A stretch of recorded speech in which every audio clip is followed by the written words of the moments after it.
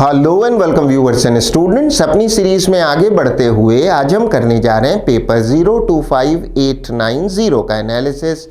Paper 890 आपकी screens पर।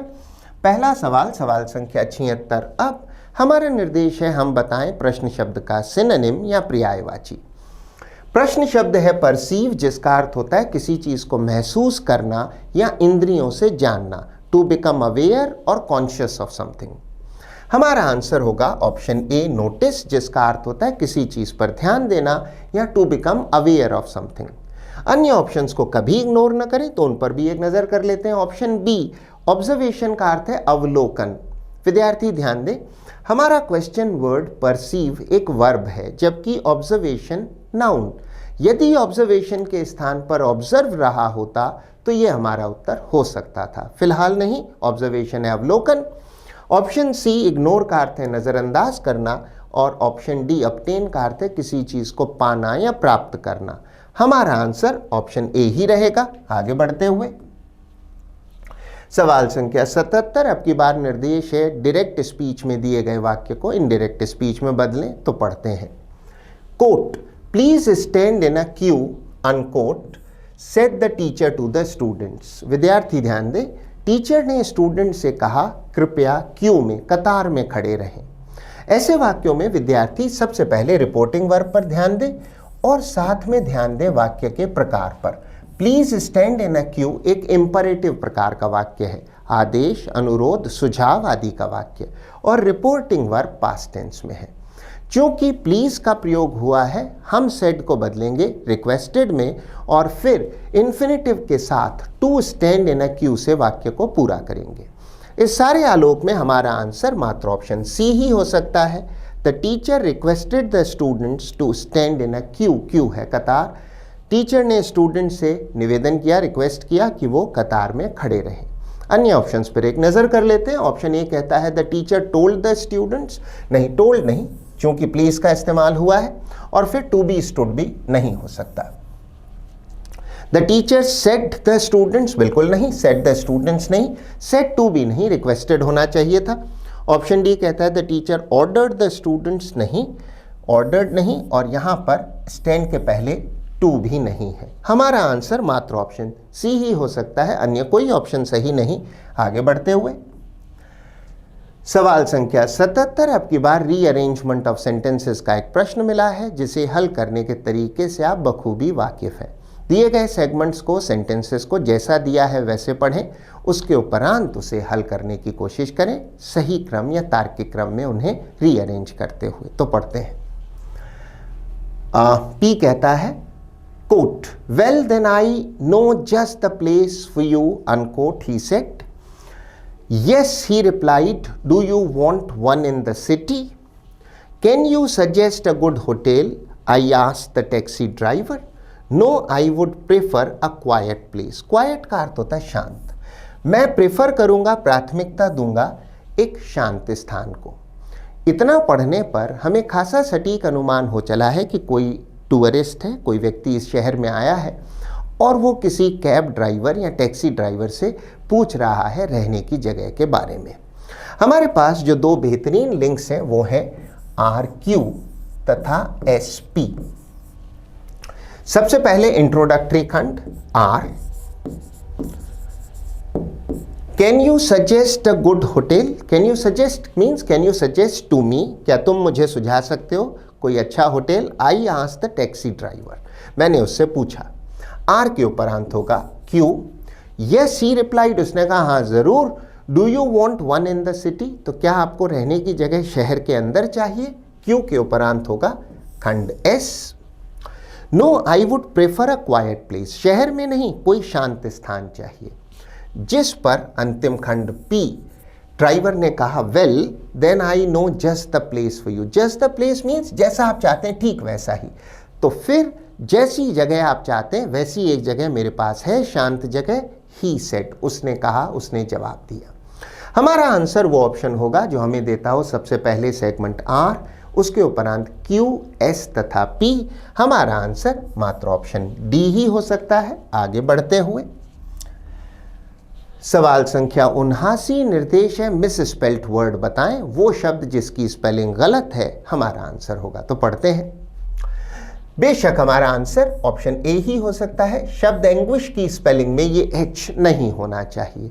शब्द एंग्विश का अर्थ है वेदना या पीड़ा, मानसिक या शारीरिक। तो मेंटल या फिजिकल पेन हो उसे कहेंगे एंग्विश। अन्य ऑप्शंस में ऑप्शन बी एम्बेसडर का अर्थ है राजदूत, ऑप्शन सी अकम्प्लिस का अर्थ है सह अपराधी, अपराध में साथ देने वाला व्यक्ति, और ऑप्शन डी एक अच्छा शब्द है एलियनेट का अर्थ है विमुख हो जाना। अगर कोई आदमी आपसे अपनापन छोड़ दे तो वो आपसे एलियनेट हो जाएगा। वैसे एलियनेट का एक और अर्थ है अगर आप किसी प्रॉपर्टी पर अपना स्वत्व का अधिकार, अपना स्वामित्व का अधिकार छोड़ दें तो आप उस प्रॉपर्टी को एलियनेट कर रहे हैं। तो विमुख हो जाना या किसी संपत्ति आदि पर से अपना अधिकार छोड़कर किसी अन्य को दे देना। हमारा आंसर ऑप्शन ए ही रहेगा क्योंकि अन्य किसी शब्द की स्पेलिंग में कोई एरर नहीं। आगे बढ़ते हुए संख्या 80, अब की बार मिला है वन वर्ड सब्स्टिट्यूशन का एक प्रश्न। तो पढ़ते हैं। हैविंग द हाईएस्ट पावर और being completely independent. Highest power है सर्वोच्च शक्ति, कंप्लीटली इंडिपेंडेंट है पूर्णतः स्वतंत्र या आज़ाद। जिसमें सर्वोच्च शक्तियां निहित हों और जो पूरी तरह स्वतंत्र हो कहलाएगा सॉवरेन, हिंदी में संप्रभु। भारत एक सॉवरेन कंट्री है, संप्रभु राष्ट्र है, अर्थात उसमें सर्व शक्तियां निहित हैं और वो पूरी तरह से स्वतंत्र है, हिंदी में संप्रभु।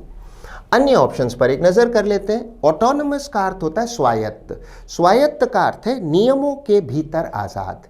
तो जो स्वायत्त है स्वशासी है पर पूर्णतः स्वतंत्र या सर्वोच्च शक्ति से संपन्न नहीं है।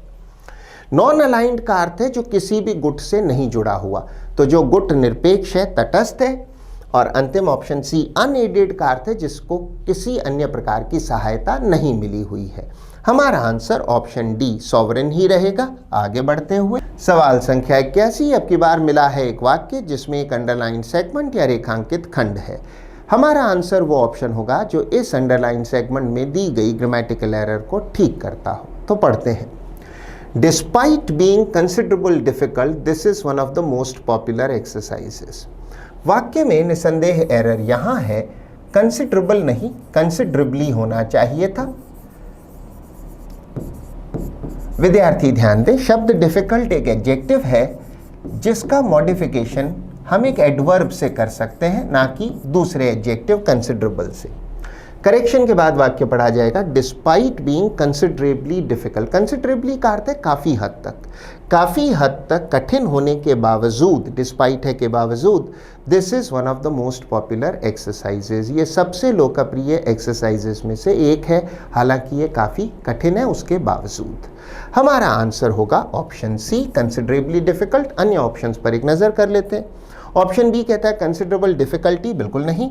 ऑप्शन डी कहता है कंसिडरेबल डिफिकल्टीज, बिल्कुल नहीं। कंसिडरेबली डिफिकल्ट, डिफिकल्ट एडजेक्टिव है और कंसिडरेबली उसे मॉडिफाई करने वाली एडवर्ब। आगे बढ़ते हुए संख्या 82, अब की बार हमें मिला है इनडायरेक्ट स्पीच का एक वाक्य जिसे हम बदलेंगे डायरेक्ट स्पीच में। तो पढ़ते हैं। She asked her brother if he had liked her gift. विद्यार्थी ध्यान दें, आस्क्ड का प्रयोग हुआ है, इसका अर्थ है रिपोर्टिंग वर्ब डायरेक्ट स्पीच में पास्ट टेंस में रही होगी और कंजंक्शन इफ है तो ये इंटेरोगेटिव किस्म का प्रश्न रहा होगा और वो भी हेल्पिंग वर्ब से शुरू होने वाला।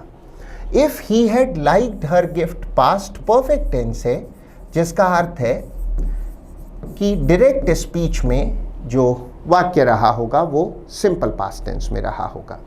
इस सारे आलोक में हमारा आंसर मात्र ऑप्शन डी हो सकता है। She said to her brother quote did you like my gift unquote. Did you like simple past है जो बन गया if he had liked her gift in direct speech में। अन्य ऑप्शंस पर एक नज़र कर लेते हैं। She said to her brother, यहाँ तक तो ठीक है, रिपोर्टिंग वर्ब पास्ट टेंस में है, आंसर ऑप्शन की तरह।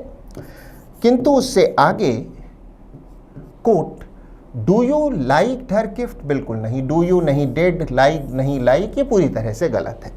ऑप्शन बी कहता है she said to her brother quote did you liked, did के साथ फर्स्ट फॉर्म होनी चाहिए। She said to her brother quote have you like her gift unquote, बिल्कुल नहीं।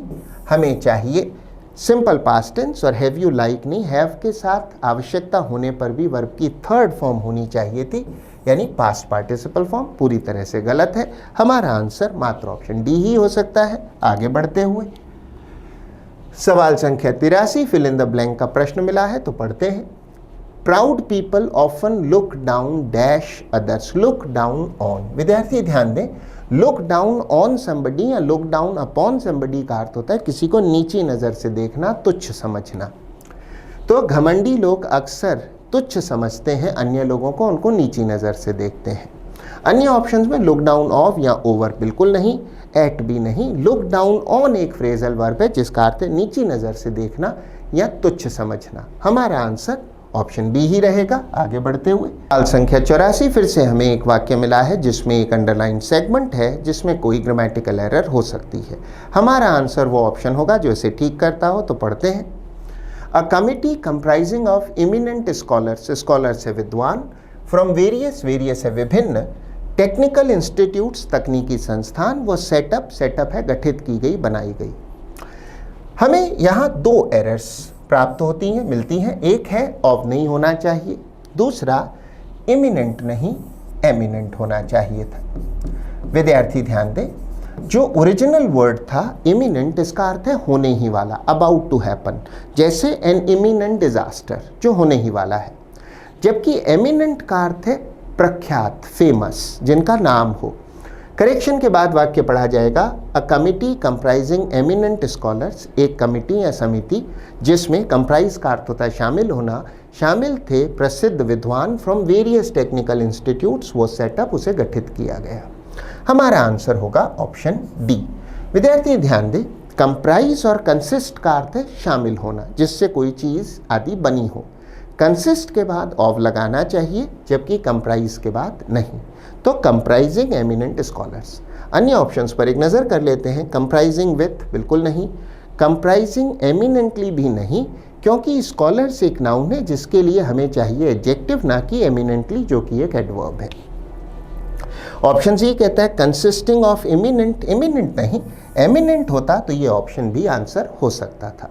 हमारा आंसर मात्र ऑप्शन डी ही रहेगा। आगे बढ़ते हुए सवाल संख्या 85 दिए गए वाक्य के किसी एक खंड में कोई ग्रामेटिकल एरर या व्याकरणीय अशुद्धि हो सकती है, वही हमारा आंसर होगा। तो पढ़ते हैं। The little boy complained me about his careless Naini. Naini का अर्थ है आया, बच्चों की जो देखभाल करने वाली धाय या आया होती है उसे अंग्रेजी में नैनी कहते हैं। वाक्य में एरर यहाँ है, कंप्लेन समबडी नहीं, कंप्लेन टू समबडी होता है। तो करेक्शन के बाद वाक्य पढ़ा जाएगा। The little boy complain to me about his careless Naini.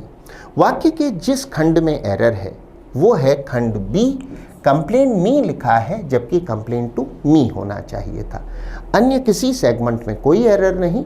आगे बढ़ते हुए सवाल संख्या 86 हमें मिला है एक्टिव वॉइस का एक वाक्य जिसे हमें बदलना है पैसिव वॉइस में। तो पढ़ते हैं। The villagers were harvesting the crop with great enthusiasm. Harvest का अर्थ है फसल को काटना। विलेजर्स है ग्रामीण लोग, क्रॉप है फसल, विथ ग्रेट इंथ्यूजियाज्म। ऐसे वाक्यों में विद्यार्थी सबसे पहले दिए गए वाक्य के टेंस को पहचाने। The villagers were harvesting, tense हुआ पास्ट कंटिन्यूअस।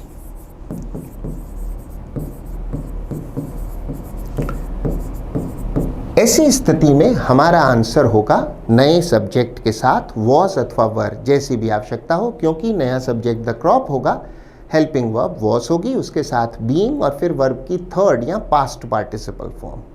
इस सारे आलोक में हमारा आंसर मात्र ऑप्शन डी ही हो सकता है। The crop was being harvested by the villagers with great enthusiasm. Enthusiasm है उत्साह या जोश। अन्य ऑप्शंस पर एक नज़र कर लेते हैं। ऑप्शन ए कहता है the crop has been harvested, बिल्कुल नहीं, वॉज बीइंग चाहिए। बी कहता है the crop is being harvested, नहीं, प्रेजेंट कंटिन्यूअस नहीं, पास्ट कंटिन्यूअस का वाक्य था। सी कहता है द क्रॉप वॉज हार्वेस्टेड, बिल्कुल नहीं, was being harvested, simple past नहीं, पास्ट कंटिन्यूअस टेंस। हमारा आंसर मात्र ऑप्शन डी ही हो सकता है। आगे बढ़ते हुए सवाल संख्या 87 एक बार फिर से फिल इन द ब्लैंक का प्रश्न मिला है, पढ़ते हैं। डिस्पाइट फियर्स कॉम्पिटिशन, डिस्पाइट है के बावजूद, फियर्स है प्रचंड या उग्र, कॉम्पिटिशन है स्पर्धा, she made a dash effort to win the gold. Gold का यहाँ अर्थ है गोल्ड मेडल से, win the gold means gold medal जीतना। हमारा आंसर होगा ऑप्शन ए गैलेंट। गैलेंट का अर्थ है वीरतापूर्ण, बहादुरीपूर्ण। तो वाक्य में से लगाकर पढ़ते हैं, डिस्पाइट फियर्स कंपटीशन, इतना प्रचंड कंपटीशन या स्पर्धा होने के बावजूद, she made a Gallant effort, उसने एक बहादुरीपूर्ण कोशिश की टू विन द गोल्ड, यानी गोल्ड मेडल जीतने की। अन्य ऑप्शंस को रिव्यू कर लेते हैं। इनेमिकल का अर्थ है प्रतिकूल या अनफेवरेबल या होस्टाइल, जबकि ग्रेगेरियस का अर्थ होता है मिलनसार, समूह में रहने वाला, ऐसा व्यक्ति जो दोस्तों बंधु बांधवों से घिरा रहना चाहे, ऐसे समूहचर या मिलनसार व्यक्ति को कहते हैं ग्रेगेरियस। और जीनियल का अर्थ है फ्रेंडली एंड चीयरफुल, कोई बड़ा मित्रवत और प्रसन्नचित्त स्वभाव का व्यक्ति हो तो उसे कहते हैं जीनियल। हमारा आंसर यद्यपि ऑप्शन ए गैलेंट ही रहेगा। आगे बढ़ते हुए सवाल संख्या 88, हमें मिला है निर्देश कि हम रेखांकित इडियम का अर्थ बताएं। वाक्य में एक अंडरलाइंड सेगमेंट है जो कि एक इडियम है, मुहावरा है। पढ़ते हैं, all the talk about his huge mention. विद्यार्थी ध्यान दें, ह्यूज का अर्थ है बहुत बड़ा, मेंशन का अर्थ है बड़ा मकान या हवेली। सो ऑल द टॉक, वो जितनी भी बात हो रही थी, अबाउट हिज ह्यूज मेंशन, उसके इतने बड़ी हवेली या मकान के बारे में, एंड फ्लरिशिंग बिजनेस। फ्लरिशिंग का अर्थ है फलता फूलता, बिजनेस है व्यापार। Was just I wash. I wash का अर्थ है ऐसी चीज जिससे हम किसी को बुद्धू बना रहे हों या धोखा दे रहे हों। हमारा आंसर होगा option A a form of deception. Deception का अर्थ है छलावा या धोखा। तो वो जो बात थी, all the talk of his huge mention, उसके एक बड़े मकान या हवेली का बात जो चल रही थी, और उसके फ्लरिशिंग फलते फूलते बिजनेस की जो बात चल रही थी, वो सब एक तरह का धोखा का छलावा था।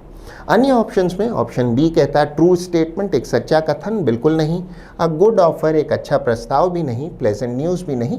हमारा आंसर मात्र ऑप्शन ए ही हो सकता है। आगे बढ़ते हुए सवाल संख्या 89, हमें मिला है पैसिव वॉइस का एक वाक्य जिसे हमें बदलना है एक्टिव वॉइस में। तो पढ़ते हैं, was he not informed about today's meeting, क्या उसे आज की मीटिंग के बारे में सूचित नहीं किया गया था। वाक्य का टेंस है सिंपल पास्ट, वॉज के साथ वर्ब की थर्ड या पास्ट पार्टिसिपल फॉर्म का इस्तेमाल हुआ है। टेंस है सिंपल पास्ट, वॉइस है पैसिव, जिसे बदलना है एक्टिव में। एक्टिव वॉइस में हेल्पिंग वर्ब होगी डिड, चूंकि एक इंटेरोगेटिव सेंटेंस है, और फिर डिड के साथ वर्ब की फर्स्ट फॉर्म का प्रयोग होगा या प्रेजेंट फॉर्म का प्रयोग होगा। हमारा आंसर होगा option D, did they not inform him about today's meeting, क्या उन लोगों ने, दे का अर्थ है उन लोगों ने, मीन्स उस विभाग ने, उस संबंधित संस्था ने या उन लोगों ने not inform him about today's meeting, क्या उन्होंने उसे आज की मीटिंग के बारे में नहीं बताया। इन्फॉर्म वर्ब की फर्स्ट फॉर्म है। अन्य ऑप्शंस को रिव्यू कर लेते हैं। ऑप्शन ए कहता है वॉज ही नॉट इन्फॉर्मिंग, बिल्कुल नहीं। बी कहता है हैव दे नॉट इन्फॉर्म, नहीं। प्रेजेंट परफेक्ट नहीं, सिंपल पास्ट। सी कहता है डज ही नॉट इन्फॉर्म, बिल्कुल भी नहीं। हमारा आंसर मात्र ऑप्शन डी ही हो सकता है। आगे बढ़ते हुए सवाल संख्या 90, निर्देश है प्रश्न शब्द का एंटोनिम या विलोम शब्द बताएं। प्रश्न शब्द है लोथ, जिसका अर्थ होता है अनिच्छुक या अनविलिंग। अगर आप लोथ हैं किसी चीज को करने के लिए तो आप हैं अनिच्छुक या अनविलिंग। हमारा आंसर इसका विलोम शब्द होना चाहिए। हमारा आंसर होगा ऑप्शन बी विलिंग, यानी इच्छुक। अन्य ऑप्शंस पर एक नजर कर लेते हैं। पल्क्रीट्यूड का अर्थ है खूबसूरती, ब्यूटी। पल्क्रीट्यूड सिनोनिम है ब्यूटी का, खूबसूरती। अक्सर बहुत ज़्यादा खूबसूरती हो तो उसे कहते हैं पल्क्रीट्यूड, सुंदरता। रिलक्टेंट का अर्थ है अनविलिंग। विद्यार्थी ध्यान दें, रिलक्टेंट तो प्रश्न शब्द का सिनोनिम है, जबकि हमें चाहिए एंटोनिम या विलोम शब्द। और अंतिम ऑप्शन लोथ एक बेहतरीन ऑप्शन है। विद्यार्थी ध्यान दें, प्रश्न शब्द लोथ और ऑप्शन डी लोध में बहुत थोड़ा ही फर्क है। ये है लोथ, ये है लोद। थ और द का फर्क है, और स्पेलिंग में अंत में एच है, और जबकि यहाँ अंत में एच के बाद ई भी है। लोध का अर्थ है घृणा करना, नापसंद करना, टू हेट, डिटेस्ट या अबहॉर। हमारा आंसर ऑप्शन बी विलिंग ही रहेगा, अनिच्छुक और इच्छुक। आगे बढ़ते हुए प्रश्न हमें मिला है cloze test fill in the blanks का एक सेट या समुच्चय, जिसे हल करने के तरीके से आप बखूबी वाकिफ हैं। दिए गए पैसेज को जैसे दिया है वैसे पढ़ें, पहली बार में हल करने की चेष्टा ना करें, उसके उपरांत उसे हल करें। यदि समय अपर्याप्त हो, नाकाफ़ी हो, तो आधा पैसेज पढ़ें, उसके उपरांत उसे हल करें, और हमेशा याद रखें ब्लैंक्स के आगे तक पढ़ें। तो पढ़ते हैं, ट्रीज हेल्प मैन। मैन का यहाँ अर्थ मनुष्य से है इन 3 वेज। 3 तरीकों से। बाई सप्लाइंग वुड, सप्लाई है आपूर्ति करना, वुड है लकड़ी, by supplying wood etcetera, by providing shade, provide है प्रदान करना, शेड है छाया, and by helping to resist drought and flood, resist है प्रतिरोध करना, ड्राउट है सूखा, फ्लड है बाढ़। तो छाया देके और सूखे, अकाल तथा फ्लड, बाढ़ को रोककर उसका प्रतिरोध करके। Of dash the last is the most important, last है अंतिम, अंतिम सबसे महत्वपूर्ण है। मैन, मनुष्य, dash has brought on his own रूइन, bring on का अर्थ होता है किसी चीज का कारक बनना, रूइन है बर्बादी। मनुष्य जो है वह स्वयं कारण बना है, अपने ऊपर ले आया है अपनी बर्बादी, बाई मैस डिफॉरेस्टेशन, मैस का अर्थ है बड़े पैमाने पर, डिफॉरेस्टेशन का अर्थ है वृक्षों की कटाई या वृक्षों की सफाई, वृक्ष हटा देना, जंगल काट देना। History shows that great empires, empires हैं साम्राज्य, built on depletion of forest reserves, जो बने थे, डिप्लीशन है कमी, और फॉरेस्ट रिजर्व्स का अर्थ है जंगलों का क्षेत्र, उनकी कमी पे जो बने बड़े बड़े एम्पायर हैव टॉपल, टॉपल का अर्थ है गिरना या किसी सरकार आदि को गिराना। बीइंग अनेबल टू कोप, इतना पढ़ने पर हमें खासा सटीक अनुमान हो चला है कि वृक्षों के महत्व के बारे में है और वनों की अंधाधुंध खटाई से होने वाले नुकसान के बारे में। तो अब हम इसे हल कर सकते हैं, फिर से पढ़ते हैं। Trees help men in 3 ways, by supplying wood etc., by providing shade and by helping to resist drought and flood, of which, जिनमें से, ये चीज़ें हैं 3, जिनमें से the last is the most important, जो अकाल और बाढ़ को रोकने का काम है, ये सबसे महत्वपूर्ण है। अन्य ऑप्शंस में what का अर्थ है क्या, whose है किसका या जिसका, और whom है जिसको। हमारा आंसर ऑप्शन बी which ही रहेगा। आगे बढ़ते हुए एक बार पुनः, of which the last is the most important, man however has brought on his own रूइन, मनुष्य हालांकि, हाउएवर का अर्थ है हालांकि या यद्यपि, अपनी बर्बादी स्वयं अपने ऊपर ले आया है। अन्य ऑप्शंस में हुएवर है जो कोई, व्हेनेवर है जब कभी, और वेयर एवर है जहाँ कभी।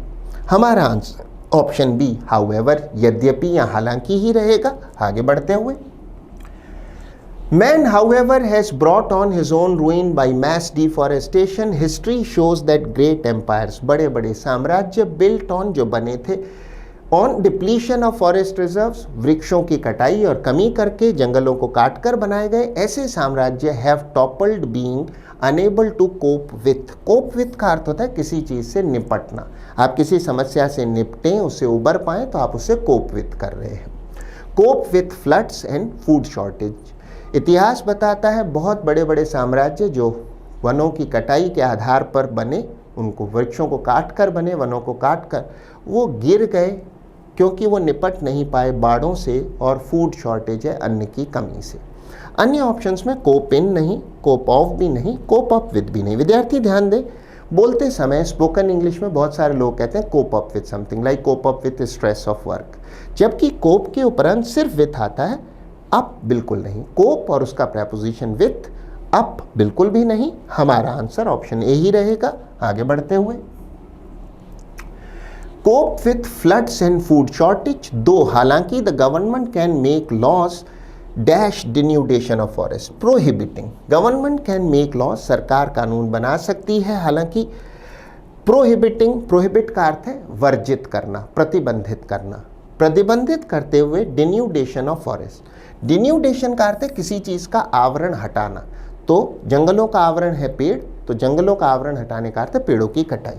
प्रोहिबिट है वर्जित करना, हैव प्रोहिबिटेड भी नहीं, प्रोहिबिटेड भी नहीं, प्रोहिबिट्स भी नहीं। विद्यार्थी ध्यान दें, हमें चाहिए ऐसे कानून जो वर्जित करते हों।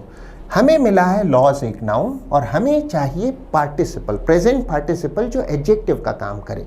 तो ऐसे कानून, वो कानून कौन से जो प्रतिबंधित करते हों। हमें एडजेक्टिवल शब्द चाहिए, तो ना प्रोहिबिट्स होगा ना प्रोहिबिटेड, बल्कि प्रोहिबिटिंग, प्रोहिबिटिंग जो वर्जित करते हों डिन्यूडेशन ऑफ फॉरेस्ट। अन्य कोई ऑप्शन सही नहीं। आगे बढ़ते हुए,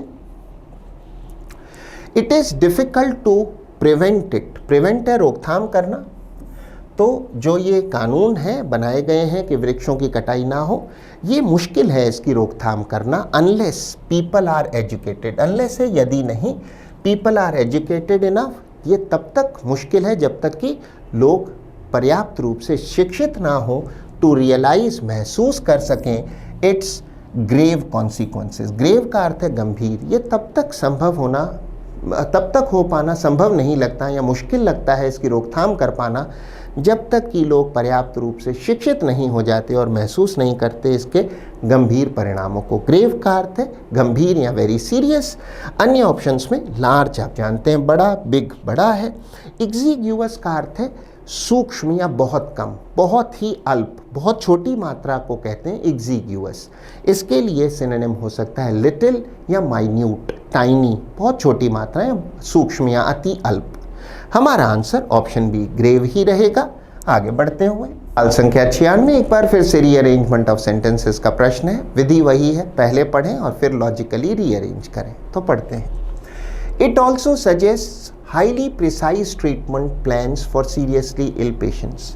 सजेस्ट का अर्थ है सुझाना, ये सुझाती भी है। हाईली प्रिसाइज ट्रीटमेंट प्लान्स, विद्यार्थी ध्यान दें, प्रिसाइज का अर्थ है सटीक, ट्रीटमेंट है उपचार, तो ट्रीटमेंट प्लान्स हुए ट्रीटमेंट की योजनाएं फॉर सीरियसली इल पेशेंट्स, जो गंभीर रूप से बीमार मरीज हैं उनके लिए क्या सटीक प्लान्स होने चाहिए ट्रीटमेंट के, ये भी सुझाती है। Artificial intelligence is rapidly transforming. Transforming का अर्थ है बदलना। जो आर्टिफिशियल इंटेलिजेंस है, एआई है, वो तेजी से, रैपिडली है तेजी से, ट्रांसफॉर्मिंग बदल रही है modern medical science in remarkable veg. Remarkable का अर्थ है उल्लेखनीय, तो ये आधुनिक मेडिकल साइंस को उल्लेखनीय तरीकों से बदल रही है। This happens because AI analyses large amounts of data faster than humans. ये हो पाता है क्योंकि जो एआई है, आर्टिफिशियल इंटेलिजेंस है, वो विश्लेषण करती है बहुत बड़ी अमाउंट में डेटा का, फास्टर देन ह्यूमंस, मनुष्यों के मुकाबले डेटा को बहुत तेज़ी से एनालाइज कर लेती है एआई। इट हेल्प्स डॉक्टर्स, ये डॉक्टर्स की सहायता करती है डिटेक्ट डेंजरस डिजीजेस। डिटेक्ट है पता लगाना, कि वो पता लगा सकें खतरनाक बीमारियों के बारे में earlier and far more accurately. Accurately का अर्थ है सटीकतापूर्वक तरीके से। इतना पढ़ने पर हमें खासा सटीक अनुमान हो चला है कि एआई का मेडिकल साइंस में जो प्रयोग हो रहा है या आगे होगा उसके बारे में ये रीअरेंजमेंट ऑफ सेंटेंसेस का प्रश्न है। हमारे पास जो दो बेहतरीन लिंक्स हैं वो हैं QRS तथा अंतिम खंड P। सबसे पहले इंट्रोडक्टरी खंड Q। Artificial intelligence is rapidly transforming medical science in remarkable ways. उल्लेखनीय तरीकों से एआई जो है वो मेडिकल साइंस को बदल रही है, ट्रांसफॉर्म कर रही है। Q के उपरांत खंड R। दिस हैपन्स, ऐसा होता है, because AI analyses large amounts of data faster than humans. R के उपरांत खंड होगा S। इट हेल्प्स, इट का अर्थ यहाँ एआई से है, प्रोनाउन एआई के लिए है इट, तो इट प्रोनाउन एआई को यहाँ पर संबोधित करता है। It helps doctors detect dangerous diseases earlier and far more accurately. खतरनाक बीमारियाँ डॉक्टर डिटेक्ट कर सकते हैं, पता लगा सकते हैं जल्दी भी और बहुत सटीकता से भी। अंतिम खंड मात्र P ही हो सकता है। इट ऑल्सो सजेस्ट, यह भी सुझाती है हाईली प्रिसाइज ट्रीटमेंट प्लान्स, बिल्कुल सटीक उपचार के योजनाएं फॉर सीरियसली इल पेशेंट्स। तो हमारा आंसर वो ऑप्शन होगा जो हमें देता हो सबसे पहले ओपनिंग सेगमेंट Q, उसके उपरांत R, फिर S और फिर कंक्लूडिंग सेगमेंट P। हमारा आंसर मात्र ऑप्शन B QRSP ही हो सकता है। आगे बढ़ते हुए सवाल संख्या 97 हमें मिली है एक इडियम, एक मुहावरा जिसका हमें अर्थ बताना है। टू टेक हार्ट का अर्थ होता है किसी नकारात्मक या कठिन परिस्थिति में भी हौसला या हिम्मत रखना। जैसे you take heart from a situation, यानी आप हिम्मत ना खोएं, हालात हालांकि कठिन हो सकते हैं। हमारा आंसर होगा टू फील इनकरेज्ड और होपफुल। आप किसी स्पर्धा में अंतिम 4 में नहीं पहुंच पाए पर आपने कुछ एक मुकाबले जीते, you take heart from that. Feel encouraged, आप उत्साहित फील करें, और होपफुल, आगे के लिए उम्मीद रखें। अन्य ऑप्शंस में ऑप्शन बी कहता है टू टेक समथिंग सीरियसली, किसी चीज़ को गंभीरता से ले लेना। नहीं, गंभीरता से लेने की इडियम होती है to take something to heart. If you take something to heart तो आप बहुत उससे गंभीरता से प्रभावित हो जाते हैं। हमें मिला है take heart. Have nothing to lose, खोने को कुछ ना होना, बिल्कुल नहीं। टू फील अटरली सरप्राइज्ड, बहुत ज़्यादा, अटरली का अर्थ है एक्सट्रीमली, एक्सट्रीमली सरप्राइज्ड फील करना, बिल्कुल नहीं। हमारा answer option A to feel encouraged होगा। आगे बढ़ते हुए सवाल संख्या 98, दिए गए वाक्य के किसी एक सेगमेंट या खंड में कोई एरर हो सकती है, वही हमारा आंसर होगा। तो पता लगाएं किस खंड में ग्रामेटिकल एरर है। पहले पढ़ते हैं। Let lonely 500 rupees, you won't even get 100 for this old shirt. वाक्य में एरर यहाँ है, let lonely नहीं let alone होना चाहिए। विद्यार्थी ध्यान दें, let alone का अर्थ होता है कि बात ही छोड़ो। मीन्स आप जो बात कर रहे हैं वो तो संभव ही नहीं है, उससे बहुत कम स्तर की बात भी मुमकिन नहीं है। जैसे let alone 30 minutes, we'll not be able to finish it in an hour. आप आधे घंटे की तो बात ही छोड़ो, हम इसको 1 घंटे में भी पूरा नहीं कर पाएंगे। लेट लोनली नहीं लेट अलोन है एक्सप्रेशन। करेक्शन के बाद वाक्य हुआ लेट अलोन 500 रुपीज़, आप 500 रुपये की तो बात ही छोड़ो। You won't even get, won't जो है ये कॉन्ट्रैक्टेड फॉर्म है विल नॉट की, तुम्हें नहीं मिलेंगे। You won't even get 100 for this old shirt, 500 तो छोड़ो, इस पुरानी शर्ट के लिए तुम्हें 100 रुपये भी नहीं मिलेंगे। वाक्य में करेक्शन खंड ए में है, यही हमारा आंसर होगा। आगे बढ़ते हुए सवाल संख्या 99, एक बार फिर से वन वर्ड सब्स्टिट्यूशन का प्रश्न मिला है, तो पढ़ते हैं। अ कलेक्शन ऑफ बीज, बी का अर्थ है मधुमक्खी, तो मधुमक्खियों के झुंड को क्या कहते हैं? हम कहते हैं उन्हें स्वॉर्म। अ स्वॉर्म ऑफ बीज यानी मधुमक्खियों का झुंड। अन्य ऑप्शंस की समीक्षा कर लेते हैं। ऑप्शन ए स्ट्रिंग का अर्थ है कोई सूतली या रस्सी, वैसे स्ट्रिंग का एक अन्य अर्थ श्रृंखला भी होता है। स्टैक का अर्थ है किसी तरह का ढेर, किसी चीज़ का ढेर, हीप या गट्ठर हो तो स्टैक है। और प्राइड का अर्थ है गर्व, वैसे शेरों के ग्रुप को भी प्राइड ऑफ लायंस कहा जाता है। हमारा आंसर ऑप्शन डी ही रहेगा। आगे बढ़ते हुए अंतिम प्रश्न, प्रश्न संख्या 100, हमारा आंसर वो ऑप्शन होगा जिसकी स्पेलिंग में कोई एरर है। बेशक हमारा आंसर ऑप्शन डी ही हो सकता है। एटिकेट की स्पेलिंग में एक नहीं 2 टी होने चाहिए थे। सही स्पेलिंग होगी ETIQUETTE। एटिकेट का अर्थ है शिष्टाचार, आपके जो मैनर्स हैं वो आपका एटिकेट है, शिष्टाचार है। अन्य ऑप्शन में ऑप्शन ए कोअलिशन का अर्थ है कोई गठबंधन, जैसे राजनीतिक गठबंधन आप जानते हैं। अक्यूमुलेट का अर्थ है एकत्रित करना, इकट्ठा करना। और डीजल आप जानते हैं, डीजल एक प्रकार का हाइड्रोकार्बन है जो गाड़ियों में ईंधन के रूप में काम आता है।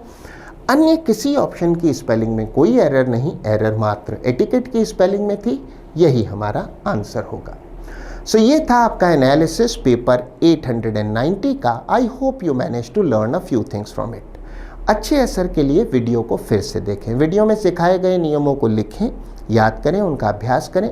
वीडियो में सिखाई गई वोकैबुलरी को लिखें, नोट करें, याद करें। और बहुत बेहतर होगा उन शब्दों, उन इडियम्स का इस्तेमाल अपने एग्जाम्पल सेंटेंसेस में करें। So keep trying, keep working, keep learning. All the best. Thank you and bye bye.